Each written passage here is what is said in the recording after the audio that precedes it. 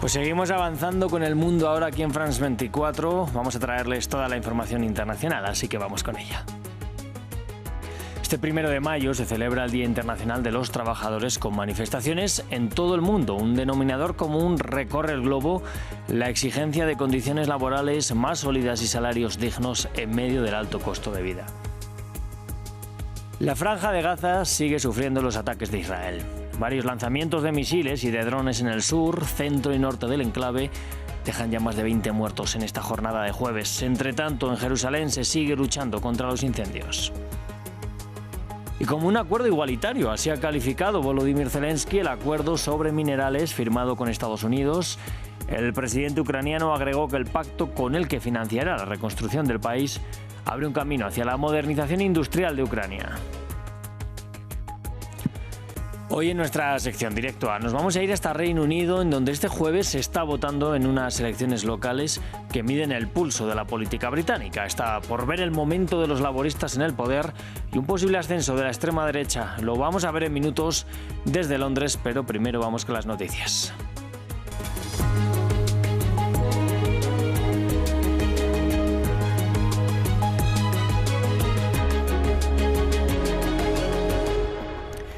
Desde Asia, pasando por Oriente Medio hasta Europa, las primeras manifestaciones para conmemorar el Día Internacional de los Trabajadores este 1 de mayo han llenado las calles de reivindicaciones y eslóganes. Trabajadores y trabajadoras de todo el mundo alzaron la voz por unas mejores condiciones laborales y mayores derechos. Lo vemos en este informe. El 1 de mayo es un día de manifestaciones en todo el mundo y con tantas citas como reivindicaciones. En el continente asiático, en Bangladesh, miles de habitantes de Dhaka se juntaban para reclamar mejores condiciones y subidas salariales para un país situado a la cola en derechos laborales. Uno de los sectores más necesitados es el de la confección, en un clima de impunidad empresarial donde reina el miedo y la represión a la mano de obra. Trabajo 12 horas al día. El salario es inferior a 10.500 takas, $86. No podemos permitirnoslo, así que pedimos al gobierno que nos aumente el salario. En la capital iraquí, Bagdad, las reivindicaciones pasan por alzar la voz contra las privatizaciones. Los sectores industrial, educativo y sanitario están todos a merced de la privatización, la reestructuración y los despidos. Todas estas cosas han estado ocurriendo en Irak de forma continua durante muchos años desde 2003, sin interrupción. Y en Europa, en París, las protestas tenían tonalidades más políticas y antirracistas, sin unión entre sindicatos, en un hecho ya tradicional que celebraron marchas por separado. La agenda sindical francesa es amplia. Hoy es un primer paso al que seguirán muchos otros. El 13 de mayo invitamos a los funcionarios a reclamar aumentos salariales, a defender los servicios públicos empobrecidos. Y el 5 de junio llamamos a todos los asalariados a protestar por la derogación de la reforma de las pensiones y a hacer oír sus reivindicaciones en materia de empleo y servicios públicos. Marchas que tuvieron sus momentos de tensión y tensiones que también se produjeron en capitales como Yakarta o en la icónica Estambul. Bueno, vamos a seguir haciendo un repaso a diferentes lugares en donde hoy se ha celebrado este 1 de mayo. En Turquía, la policía detuvo a cientos de manifestantes durante las protestas en Estambul, que habían sido convocadas por sindicatos y ONGs. Estos pretendían llegar hasta la plaza Taksim, en donde el gobierno prohíbe las protestas. Allí murieron 34 personas durante las manifestaciones del 1 de mayo de 1977. Y en Ginebra, la capital suiza, cientos de empleados de las Naciones Unidas han protestado frente a la sede del organismo por los recortes de la financiación del presidente estadounidense Donald Trump, pero también de otros donantes a la organización. Los manifestantes sostuvieron pancartas que decían que se deje de despedir al personal de la ONU, dejando claro que no son una mercancía. También en Corea del Sur, miles de personas se han manifestado en el centro de la capital, Seúl, pidiendo derechos laborales más fuertes. Es una manifestación que ha estado encabezada por la Confederación Coreana de Sindicatos y su líder afirmó que la marcha era parte de un movimiento más amplio para impulsar los derechos sindicales y la reforma social. Bueno, vamos ahora a Oriente Medio porque las bombas israelíes siguen cayendo sobre la Franja de Gaza. Este jueves varios ataques con drones en el sur y otros ataques aéreos también en la zona de Han Yunis, en el centro y en el norte del enclave dejan más de 20 muertos. Para ampliar esta información vamos a conectar con Federico Cuéllar Verena en Jerusalén. Fede, muy buenas tardes allí ya. Cuéntanos qué balance podemos hacer de esta jornada en el enclave.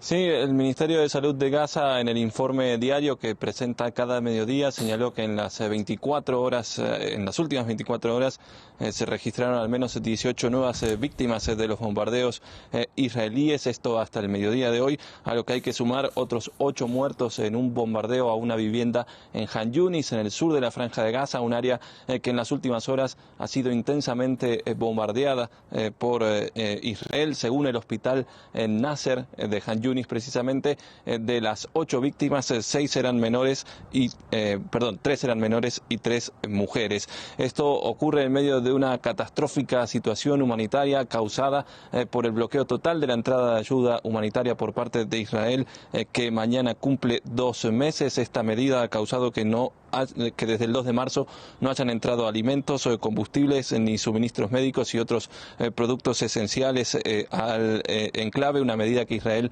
dice estar aplicando como método de presión para que Hamás libere a los 59 rehenes aún cautivos en Gaza, pero que en la práctica no ha generado ningún cambio en la mesa de negociaciones. Tom Fletcher, coordinador de emergencias de la ONU, dijo que la ayuda humanitaria no puede ser utilizada como una moneda de cambio. Señaló que el bloqueo mata de hambre a los civiles y que Israel debe de tener lo que llamó un castigo colectivo cruel. Estos 2 meses de bloqueo han vaciado las reservas, por ejemplo, del Programa Mundial de Alimentos, tanto de comida como de harina, han llevado al borde del colapso al ya devastado sistema sanitario de Gaza, tanto por el desborde en los heridos y pacientes como por la escasez de suministros médicos, y también ha profundizado los casos de malnutrición aguda en niños, 10.000 desde junio. 10.000 desde enero, según cifras de la ONU, 1.600 de ellos son casos graves. Al respecto, hoy el director general adjunto de la Organización Mundial de la Salud, Michael Ryan, dijo que esta desnutrición causa un colapso en la inmunidad que puede provocar más casos de neumonía y meningitis en los niños. Calificó lo que ocurre en Gaza de abominación y dejó una dura crítica señalando que estamos destrozando los cuerpos y las mentes de los niños de Gaza. Bueno, Fede, por otro lado, allí en Jerusalén, desde ayer se está luchando fervientemente contra los incendios que rodean la ciudad. ¿Cómo está la situación?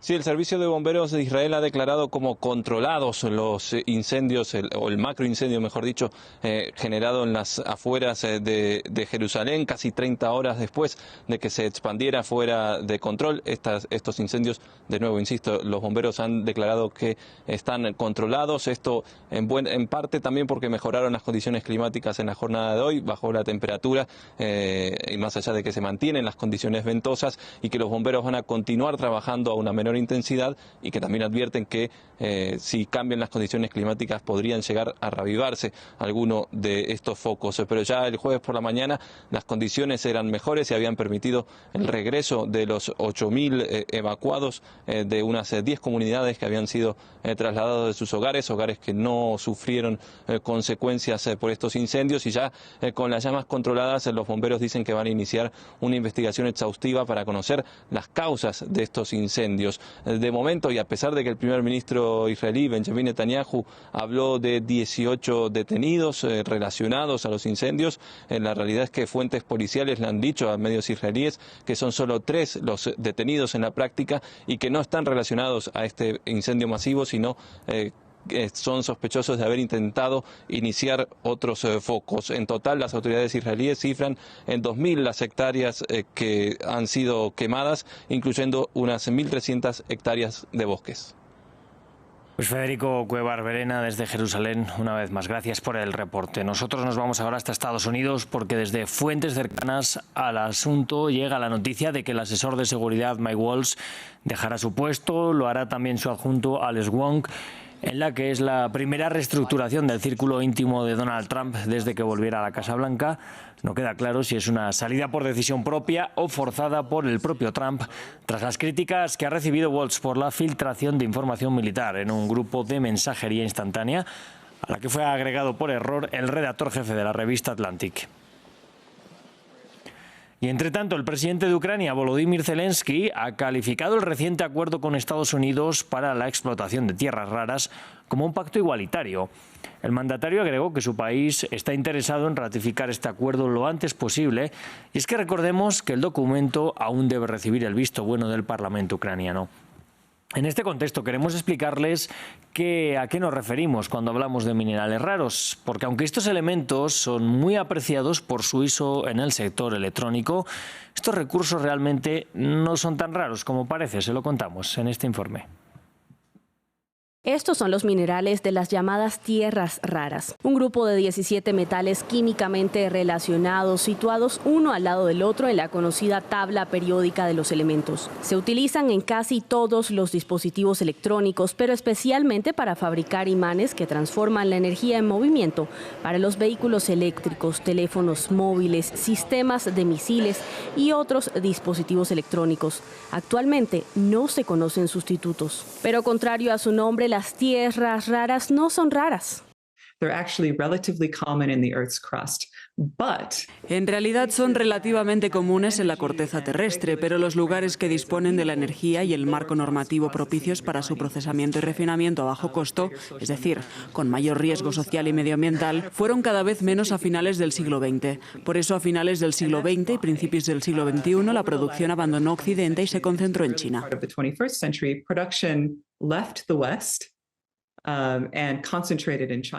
En la actualidad, China controla la mayor parte del sector de las tierras raras, así como otras materias primas estratégicas como el grafito, el cobalto y el litio refinado. Su extracción se ha convertido en una cuestión estratégica mundial. Por ello, Washington ha puesto sus ojos en el subsuelo ucraniano. Según datos de la Oficina Francesa de Investigaciones Geológicas y Mineras, allí se encuentra el 20% de los recursos mundiales estimados de grafito. Se dice que el país posee 22 de las 34 sustancias designadas como materias primas críticas por la Unión Europea y aproximadamente el 5% de las reservas mundiales. Pero varios yacimientos importantes se encuentran en territorios ocupados por el ejército ruso, en el Donbass, por ejemplo. La otra dificultad está en la extracción y el refinamiento. Se trata de procesos costosos y contaminantes que requieren de importantes inversiones y de un largo plazo.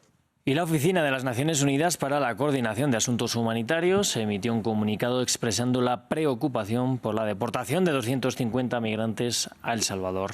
Esto fue celebrado por Venezuela, donde allí continúan los reclamos a Estados Unidos por el paradero de una niña de 2 años que fue separada de sus padres deportados. Nos lo cuenta Ramiro Cueva Verena. Preocupación de Naciones Unidas por los deportados a El Salvador. La Oficina para la Coordinación de Asuntos Humanitarios lanzó un comunicado expresando inquietud respecto al envío de migrantes al país centroamericano desde Estados Unidos. Los profesionales citados por la entidad subrayan que los 250 civiles podrían haber sido expulsados de forma ilegal, sin un debido proceso y de manera arbitraria. El deber internacional de no devolución prohíbe deportar a cualquier persona a un lugar donde exista un riesgo sustancial de privación arbitraria de vida, tortura y o tratos o penas crueles, inhumanos o degradantes, desaparición forzada, detención arbitraria, juicio injusto u otros daños irreparables. La agencia asegura que no se contempló si los deportados sufrirían violaciones de sus derechos humanos en El Salvador. Tampoco se habrían tenido en cuenta los derechos a la vida familiar, las mujeres y la niñez. En ese sentido, el fiscal venezolano Tarek William Saab celebró la declaración de la ONU. En tanto, volvió a pedir por la recuperación de Michaelis Espinosa, una niña de 2 años que fue separada de su madre deportada y está en Estados Unidos. Aquí se ha cometido, yo diría, múltiples delitos. En primer lugar, la detención ilegal, tanto de la señora madre de Michaelis como de su padre en Texas. Luego deportan o trasladan ilegalmente a El Salvador al padre de Michaelis y a su señora madre, y aparece ella entonces, como ya sabemos, deportada a Venezuela y el padre de Michaelis trasladado ilegalmente a El Salvador. Y la niña no se sabe su paradero. Desde Caracas denuncian que la niña está secuestrada por Estados Unidos y designaron a 2 fiscales especializados a revisar el caso.